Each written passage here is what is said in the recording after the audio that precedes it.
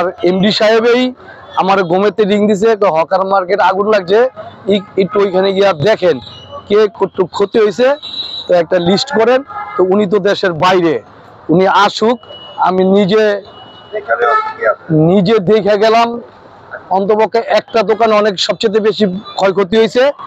আর আমিও দোকান যারা চালায় এখানে দুই ধরনের আছে, একজনে দোকান ভাড়া দিছে আর মালিকানা যারা পড়ছে তাদের বেশি ক্ষতি, আবার কেউ নিজের দোকান নিজেই দোকানদারি করে।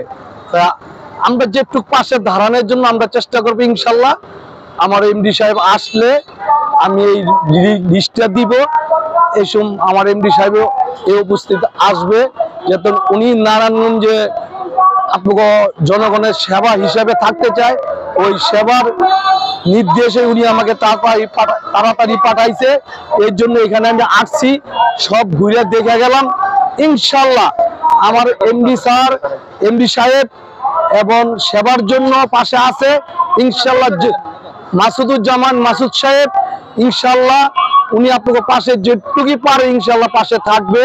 উনি যেহেতু আমার ঘুমের টুটে পাঠাইছে, অবশ্যই তার মনে আছে, এবং নারায়ণগঞ্জে উনি একজন সেবক হিসাবে থাকতে চায়, ওই সেবক হিসাবে পাশে আমাকে দূরত্ব পাঠাইছে।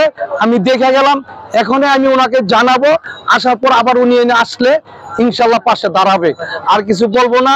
এইখানে যে ক্ষয়ক্ষতি হয়েছে তাদের মনে অনেক ব্যথা, এটা নিয়ে রোজ আয়, ছেলে মেয়েকে পড়ালেখা, ছেলে মেয়ে স্ত্রী নিয়ে ঘর সংসার করা সব শেষ হয়ে গেছে। আমরা এটাও বলবো আমাদের পাশে আরো যারা আছে তারাও তাদের পাশে দাঁড়াক, সবাই তাহলে ইনশাল্লাহ ওনারা দাঁড়ায় যাবে ইনশাল্লাহ।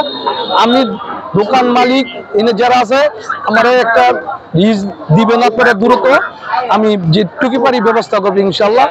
সবাইকে দোকান মালিক ভাই আপনারা মনে কষ্ট নেন না, আল্লাহ পাক আল্লাহ সবকিছু দেয়, সবাই নেয়, আবার আপনারা গইরা করতে পারবেন, আমি এটা আশা করি ইনশাল্লাহ। আসসালামু আলাইকুম।